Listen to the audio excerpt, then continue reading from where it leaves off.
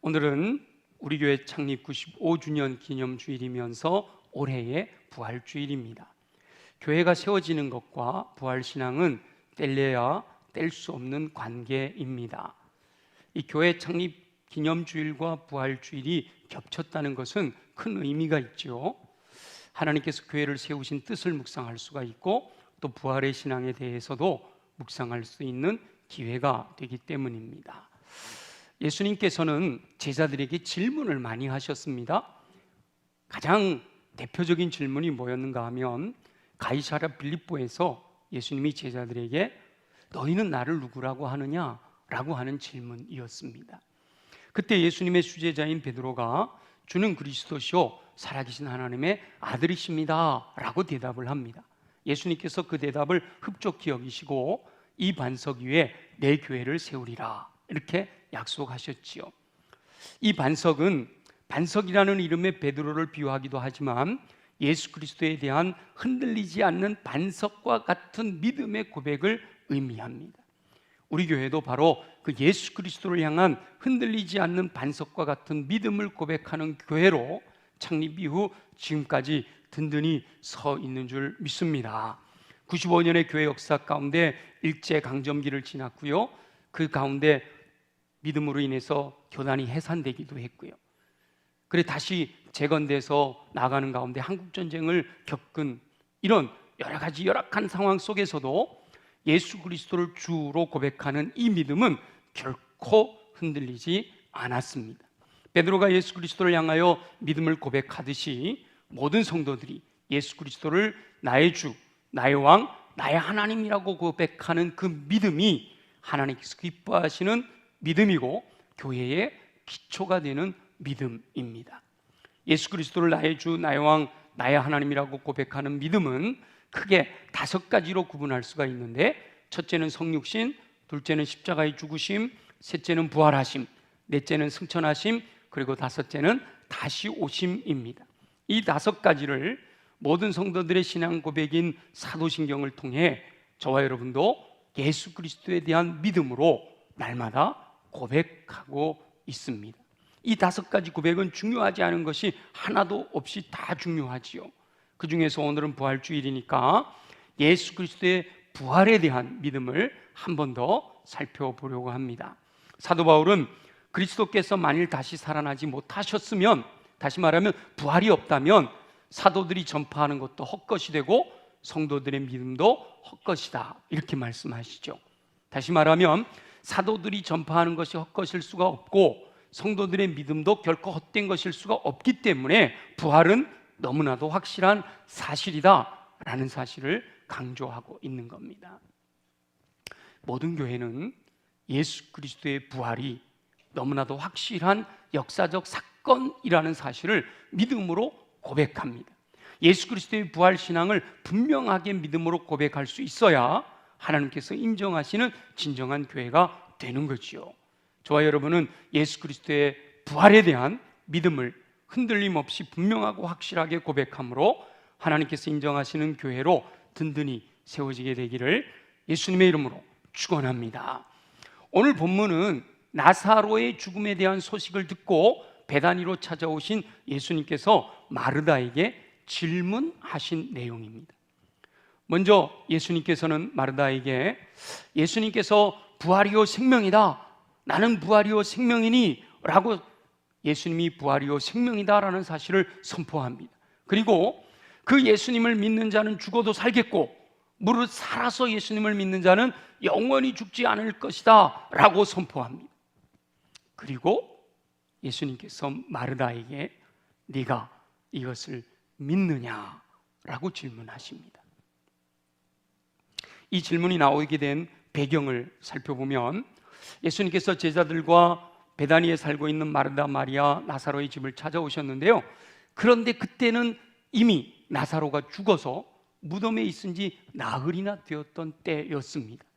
예수님께서 오신다는 말씀을 듣고 슬픔 가운데 있던 마르다가 예수님을 맞이하러 달려나갔습니다. 그 예수님께서 마르다를 보시고 내 오라비가, 다시 말하면 나사로가 다시 살아나리라 이렇게 말씀을 하셨어요.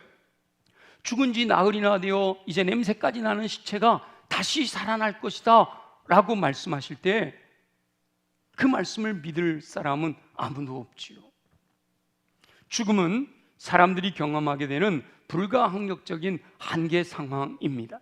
이 세상의 모든 피조물은 모두가 다 한계 상황을 경험하게 되는데, 이 만물의 영장이라고 하는 인간도 그 많은 능력에도 불구하고 한계 상황에 부딪힐 때가 있단 말이죠. 육체적으로도 재정적으로도 감정적으로도 한계 상황을 경험할 수가 있어요. 물론 사람마다 그 한계 상황이다라고 하는 그 수준은 모두가 다를 수 있어요. 어떤 사람은 이 정도 높은 강도라야 도저히 못 넘을 벽이다 이렇게 생각하지만, 어떤 사람은 이렇게 낮은 것도 나는 도저히 넘을 수 없어 이렇게 생각하는 수준은 서로 다를 수 있어요. 그런데 죽음은 인간이 극복할 수 없는 궁극적인 한계 상황입니다. 이 죽음은 극복할 수 있는 사람이 아무도 없다는 거예요. 현대 과학과 의학이 아무리 발달해도 그 의학과 과학이 발달하면서 인간 생명이 많이 연장되기도 하지만, 그리고 그 연장을 위한 무수한 노력들이 지금도 행해지고 있지만, 궁극적으로 언젠가 죽을 수밖에 없는 것이 인간이다 말이죠. 100세 시대라고 하지만 200세, 300세까지 살 수 없잖아요. 그리고 앞으로 그렇게 될지도 모르지만 영원히 살 수 있다, 아무도 그렇게 생각하지 않아요. 인간이 타락한 이후 한 번 죽는 것은 사람에게 정해진 법칙이기 때문이죠. 그러므로 모든 사람은 죽음에 대한 공포를 가지고 삽니다. 죽음 앞에서는 숙연해질 수밖에 없고, 죽음 앞에서는 체념하고 묵묵히 현실을 받아들일 수밖에 없는 거죠. 인간의 궁극적인 한계 상황인 죽음을 맞이하게 됐을 때 그 상황을 극복하게 될 것이다 라는 말씀은 아무도 믿을 수가 없는 말씀인 거예요. 게다가 금방 죽음을 맞이한 것도 아니고 이미 무덤에 있은 지 나흘이나 되어서 냄새나는 시체는 아무도 다시 살릴 수 있을 것이다 라고 생각하지 않습니다. 그러니까 마르다도 예수님께서 내 오라비가 다시 살아날 것이다 라고 말씀하시니까, 마지막 날 부활에는 다시 살아날 줄을 제가 아나이다 라고 대답을 하는 거죠. 마르다는 예수님께서 오라비를 잃은 자신의 슬픔을 달래주시기 위해서 위로의 말씀으로 주신 것이다 라고 생각을 하는 거예요. 그렇기 때문에 마지막 날 부활에는 다시 살아날 것이다 라고 하는 자신의 믿음을 대답하고 있는 거죠. 그런데 그때 예수님께서 오늘 본문의 말씀을 선포하시면서 이것을 네가 믿느냐라고 물으신단 말이죠. 그 예수님의 질문에 마르다가 이렇게 대답합니다. 그 다음 27절에 보면 주여 그러하외다, 주는 그리스도시요 세상에 오시는 하나님의 아들이신 줄 내가 믿나이다 라고 대답을 해요. 부활에 대하여 말씀하시며 이것을 내가 믿느냐라고 물으시는 예수님의 질문에 정확하게 부활에 대하여 믿습니다, 내 오라비가 살아날 줄 믿습니다 이렇게 대답할 수는 없고, 궁극적인 믿음, 베드로가 예수님의 질문에 대답했던 것처럼 주는 그리스도시요 살아계신 하나님의 아들이십니다 라고 대답했던 것처럼, 마르다는 주는 그리스도시요 세상에 오시는 하나님의 아들이신 줄은 제가 믿습니다 라고 이렇게 응답하는 거죠. 마르다에게 질문하신 예수님의 질문이 오늘 저와 여러분에게 질문하신 하나님의 음성으로 들려지고, 그 질문에 분명한 믿음으로 고백하는 저와 여러분이 되시기를 예수님의 이름으로 축원합니다. 자, 예수님의 질문은 이것을 내가 믿느냐라는 겁니다. 이것이 뭐냐? 이것을 내가 믿느냐라고 물으셨는데, 그 앞에 예수님이 제일 먼저 나는 부활이요 생명이다 이렇게 말씀하셨잖아요. 그러니까 이것을 내가 믿느냐라는 말씀은 예수님이 부활이요 생명이라는 사실을 믿느냐라는 질문입니다. 여러분은 예수님이 부활이요 생명이시라는 사실을 믿으십니까? 두 번째는요, 나를 믿는 자는 죽어도 산다라는 사실을 믿느냐라고 물으셔요. 여러분은 예수님을 믿고 있잖아요. 그렇다면 죽어도 다시 살아나게 될 것을 믿으십니까? 아멘. 그 다음에 살아서 예수님을 믿는 자는 영원히 죽지 않는다는 사실을 믿느냐라고 물으시는 거예요. 여러분은 내가 살아있는 동안 예수님 다시 오신다면 죽지 않고 영원히 살게 될 것을 믿으십니까? 아멘. 이 예수님의 질문에 이것을 내가 믿느냐라고 물으실 때 우리 모두가 아멘, 믿습니다 라고 응답할 수 있어야 한다라는 거예요. 주님은 믿음을 요구하셔요. 부활에 대한 여러 가지를 증명할 수도 있고 또 부활이 너무나도 확실한 역사적인 사실이라는 사실을 이야기할 수도 있어요. 그러나 아무리 논리적으로 이야기를 하고 아무리 하나님께서 예수 그리스도를 부활하게 하셨다라는 사실을 이야기해도 안 믿으면 그만이에요. 우리 주님은 믿음을 요구하고 계시는 거죠. 부활에 대한 것은 어떤 이성적인 논리로 받아들이기보다는 믿음으로 수용해야 할 것이다 라는 사실을 말씀하고 있는 거예요. 마르다는 예수님의 질문에 궁극적인 믿음에 대한 고백으로 응답합니다. 그리고 그 뒤에 만났던 마리아에게도 예수님께서는 믿음을 요구하셔요. 예수님께서 나사로의 무덤으로 가셨어요. 돌로 막아놓은 무덤 앞에서 돌을 옮겨놔라 이렇게 말씀하셨어요. 무덤에서 돌을 옮겨놓으라는 얘기는 죽은 나사로를 살리려는 계획이 있으시다라는 의도잖아요. 그러자 마리아가 예수님 앞에 나와서 주여, 죽은 지가 나흘이나 되었음에 벌써 냄새가 납니다 라고 대답을 해요. 그 말은 뭐예요? 예수님, 아무래도 이 오빠 살아날 가능성이 없어요. 괜히 예수님 이 많은 사람들 앞에서 그렇게 말씀하시면 어려워지실 거 아니에요? 이런 의미잖아요. 도저히 죽은 자가 살아날 것을 믿을 수 없다는 거예요. 그때 예수님께서 마리아에게 이렇게 말씀하십니다. 내 말이 내가 믿으면 하나님의 영광을 보리라 하지 아니하였느냐. 내가 믿으면 하나님의 영광을 보리라 라고 말씀하셨어요. 결국 무덤에서 나사로야 나오너라 라고 말씀하시니까 죽은 나사로가 무덤에서 걸어 나왔다는 거죠. 나사로가 죽었지만 예수님이 그를 살리신 줄 믿습니다. 예수님께서는 이 죽은 나사로를 살리시는 이 사건을 통해서 내가 부활이요 생명이다 라고 말씀하시는 그 말씀을 확증하신 거예요. 예수님은 부활이요 생명이에요. 예수님을 믿는 자는 죽은 자도 살아날 것이고 예수님을 믿는 자는 살아서 예수님을 만나게 될 때 영원히 죽지 아니하리라 라는 그 말씀을 나사로를 살리심으로 그것이 그대로 이루어질 것이다 라는 것을 확증해 주신 거예요.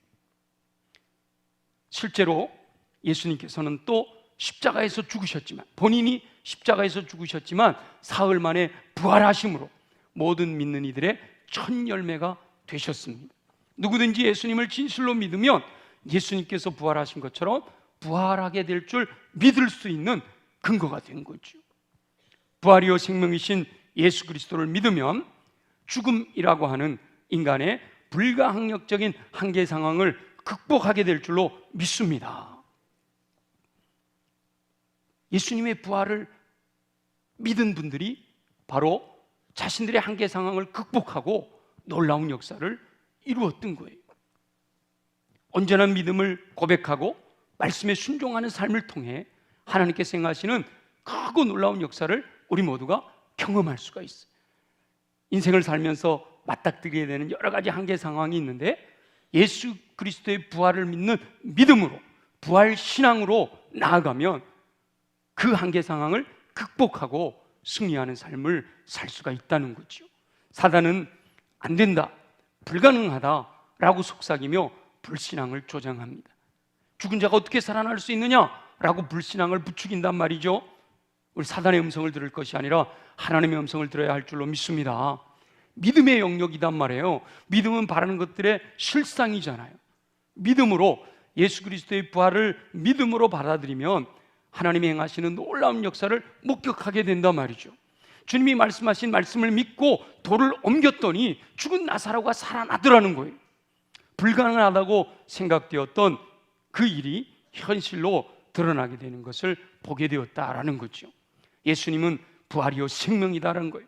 인류 역사의 수많은 영혼들이 부활하신 예수 그리스도를 믿음으로 한계 상황을 극복하고 변화된 삶을 살았습니다. 그 대표적인 인물들이 바로 예수님의 제자들이죠. 예수님의 제자들은 예수님이 붙들렸을 때 자기들이 죽는 것이 두려우니까 그 3년 반 동안 예수님이 최고라고 따라다니던 그 제자들이 뿔뿔이 다 도망을 가버렸어요. 그러나 부활하신 예수 그리스도를 만난 다음에 부활신앙을 믿음으로 고백하고 보내주신 성령님으로 충만하여졌을 때 놀라운 능력의 사람들로 변화되었습니다.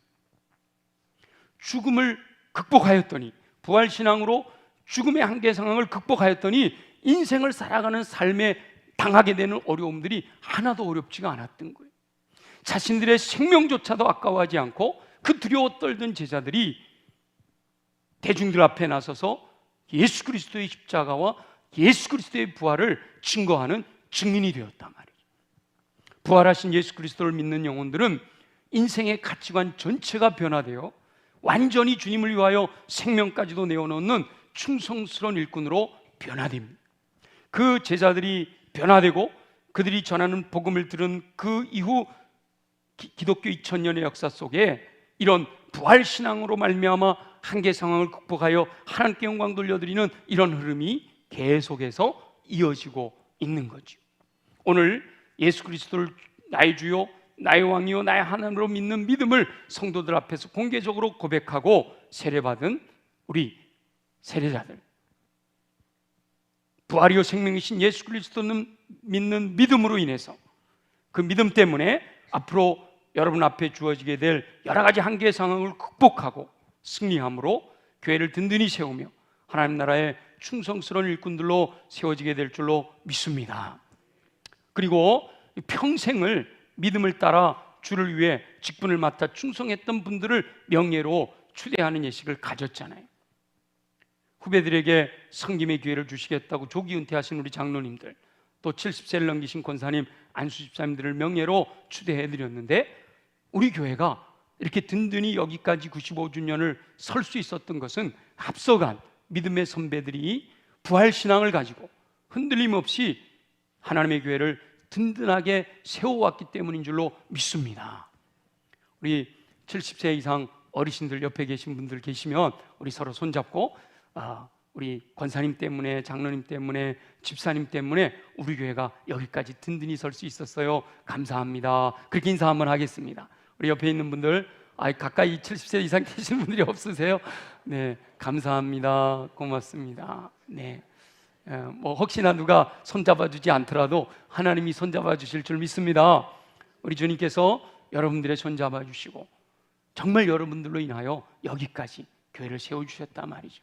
이제는 그 대를 이어 우리 젊은 저와 여러분들이 또 그 일을 감당해내며 그것을 또 다른 후손들에게 다음 세대에 흘려보내야 할 줄로 믿습니다. 95년의 역사 가운데 예수 그리스도를 향한 신실한 믿음으로 인하여 충성한 일꾼들의 섬김으로 오늘까지 교회가 든든히 세워졌습니다. 그 섬김이 이제 모든 성도들에게로 그대로 전해져 우리 교회가 끊임없이 든든한 모습으로 건강하게 세워질 줄 믿습니다. 그렇다면 우리가 부활에 대한 분명한 믿음을 아멘으로 고백해야 된단 말이에요. 저와 여러분은 예수 그리스도께서 부활이요 생명이라는 사실을 흔들림 없이 확신하시기를 예수님의 이름으로 축원합니다. 예수 그리스도를 믿으면 죽어도 산다는 사실을 확실하게 믿으시기를 예수님의 이름으로 축원합니다. 예수 그리스도를 믿으면 내가 살아있는 동안 예수님 다시 오신다면 그 믿음으로 말미암아 영원히 죽지 않는다라는 분명한 부활의 신앙을 확실하게 고백하시기를 예수님의 이름으로 축원합니다. 더 나아가서 그 부활 신앙으로 우리의 삶 가운데 어떠한 한계 상황에 직면한다 할지라도 그 믿음으로 말미암아 극복하여 승리하는 삶을 사는 저와 여러분이 되시기를 예수님의 이름으로 축원합니다.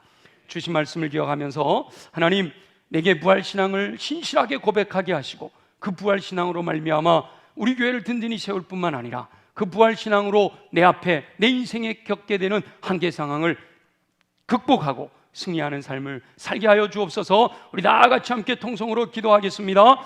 부활의 신앙으로 교회를 든든히 세우며 모든 성도가 한계 상황을 극복하고 승리하는 삶을 살기 원하시는 우리 주 여호와 아버지 하나님, 창립 95주년 기념 주일 예배로 드리게 하시니 감사합니다. 질곡의 역사 가운데도 우리 교회를 든든히 세워주셨으니 감사합니다. 그동안 충성하고 헌신하며 섬기셨던 수많은 일꾼들을 통하여 면면이 이어져온 축복인 줄 믿고 감사를 드립니다. 충성하며 헌신하고 섬기셨던 일꾼들을 주님의 권능으로 붙들어 주셔서 평생의 삶이 주 안에서 형통하고 복된 삶이 되도록 인도하여 주시옵소서. 오늘 세례받은 이들이 충성스러운 일꾼으로 세워지게 하시고 충성하고 헌신하시다가 명예롭게 은퇴하는 분들의 섬김을 보시고 복 주시는 은총을 베풀어 주시옵소서.